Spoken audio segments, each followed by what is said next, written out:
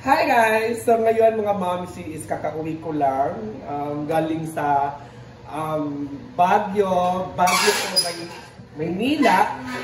At syempre na-miss ko talaga yung bahay. At syempre dito yung dito si Papa. Ayan, quality ka. So nag-video sa akin ay ipagay ba si Papa? Ayan ko si Papa. Magay ka muna pa. At syempre si Mother. Ayan. At yung mga dala kong binigay po ni Daddy Alex sa akin ay ito yung OB jam. OB jam na galing sa Baguio. Yung mga dala ko pala ay hinati-hati na po ni Mother. Si Mama po nagati-hati. Pakita mo si Mama.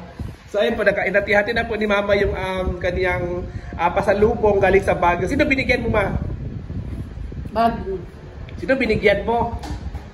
Kasi mo gitagaan.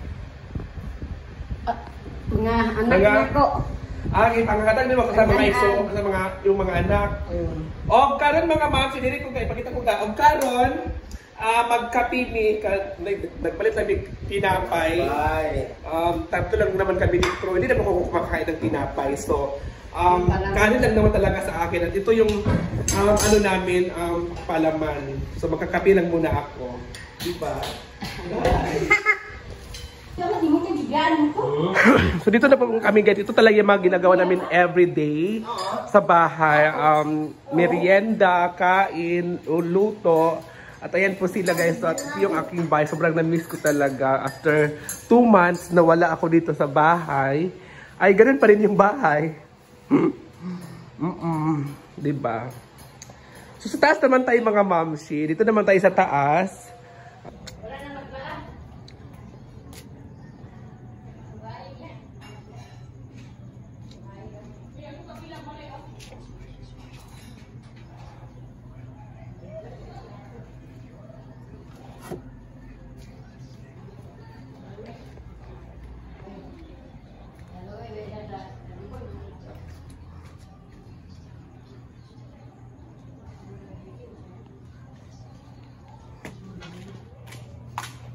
Marites, picture na.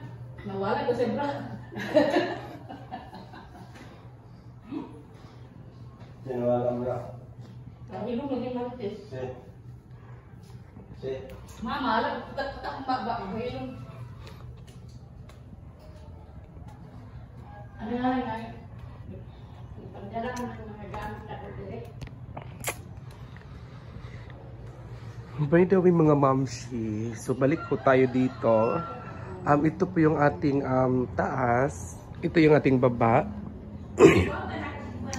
At iyan po ay hindi pa po talaga siya totally na natapos yung ating bahay serye dito sa taas. Diba sabi ko nga sa last vlog ko ay ito ay nauna yung dalawang kwarto sa taas kasi kailangan na tayong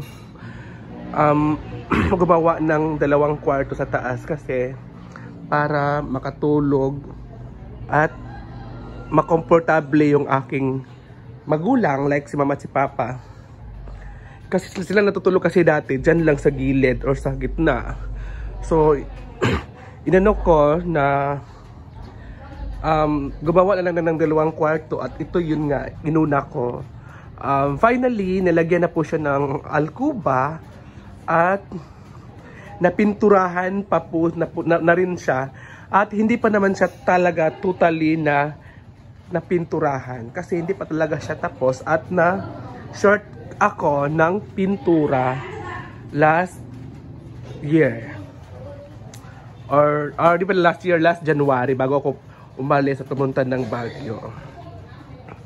At dito naman siya mga mamsi ay wala pa po talaga siyang alkuba kasi inuna ko munang bilhin yung ating kuryente. Ayan, nagpaano muna ako ng kuryente. Bumili ako ng mga wiring last January para malagyan siya ng para hindi madilim dito sa taas at malagyan siya ng ilaw. At sa mga nagtatanong sa akin bakit nasa labas yung saksakan, alam niyo kasi guys, nung ginawa tong kwarto ay late na po nabili yung aking saksakan. Kaya wala hindi po nalagyan doon sa loob para matabunan yung saksakan. So ito naman dito sa taas guys, ay wala talagang ilaw dito. Ang ginagawa lang naman namin dito ay may solar naman ako. Yung solar na ginagamit ko guys, oh. Ayan yung solar na ginagamit ko. Ayan. Kinabit po ni Papa yan doon para magamit din namin yung aming solar. Ayan. Oo, so yan ay nagagamit po. Yan po ay ilaw po sa taas. Kasi wala namang yung ano kasi namin lagay ng suga or ilaw, ayan po. Pero di ba sabi ko nga sa inyo, hindi pa po siya talaga nalagyan ng alkuba dito. Baka mga next month ay malagyan na po ng alkuba. So ayan na lang muna mo yung atang gamitin ang solar. Ayan. Solar po yan na binigay po ni Ma Allen from London at galing kay Maymay Flores po yan nabili. So yun naman dito guys, so yun naman ang gagawin po natin ay hindi ko pa po alam kung anong trabaho yan or jealousy lang ba yan gagamitin natin or sliding kasi sobrang mahal na ipatanong ko po yung ganyan. Ang hiningi po sa akin ay nasa 40,000 yung glass, yung sliding glass. Isa 40,000 po yan. So ito naman guys, so yung ating sofa ay dito nasa taas po yung ating sofa. Nilagyan po ng takip para hindi po siya madumihan. Kasi kulay black kasi yan eh, madaling madumihan niya, makikita yung dumi. At yun ang aking mesa dito. So dito naman sa kwarto ay ang nilagay po dito ay nilagay ko ba siya ng ilaw. Yan po yung aking ilaw. O, ayan. At ito yung nilagay na ceiling fan dito kasi sobrang init kasi dito eh. So kailangan siyang lagyan ng ceiling fan temporary. At ito yung aking plywood na natira pero kulang pa po yan. May plywood ako natirang 5 pero wala pa naman tayong kahoy. Kasi yung aking kwarto ay back to back eh. Iba sa plywood sa harap, plywood din sa likod. Ayan po. So wala pa po akong mga gamit masyado kasi nga ito ay ano po yan, Durabox ni Mama na sobrang tagal na. Oo, so wala pa tayong budget pang bili ng Durabox. At yan po yung mga gamit ni Mama. Oh. Diba? So ito yung saksakan sa gilid. Oh. Be, paano natin be ang ceiling fan? Saksak natin. Oh, ayan guys. Oh. Ayan na guys. Umiikot na. Paggabi kasi yan po, pinaikot po ni Papa yan paggabi pag matutulog na sila. At mahangin naman siya. Mahangin. O, diba? Ganito lang yung aking bahay, guys. Pero baka soon ay malagyan na po natin ng ma-okay na po siya. So, dito naman ay wala pa po talagang pintuan kasi ito yung kwarto ng aking pamangkin. Sa kwarto naman ay ilaw na naman siya dito. Oo. Dito lang naman, guys. Oh, wala. Dito lang yung aking bahay, taas, guys. Kasi, ngayon kasi ay hindi pa talaga siya natapos totally. Diba? So ayun ang mga mamshis. So good luck sa inyo. At sa taas ko naman ay makikita yung mga forest view natin at mga bubong ng aking kapitbahay. Ayan na guys. So good luck. Kasi umaambo na siya guys. So good. Gasiga ba na siya pa? Dili na. Ay kada siyang kanang dua? Bukay ka na ng siga kayo. Wala kayo natin tao na yun. Gani siya, siga na siya. Paggabi, musiga na nag-iyaha. Ako lang pagmun. Ano? Pagmun man. Dili mo na ngay pagmun pangun. Sa suga man na sa...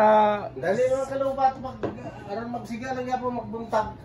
Dili mo na. Adlaw, nagkalubat naman alas 3. Mugali, palunga. Lubat sa tayo sa kwan. Buntag naman nagkalubat, alas 5. Dili ka ba sa alas 5? Dili, alas 12 na. Lubat ka siya. So ayan guys, ayan po sila. Yan yung mga picture ko.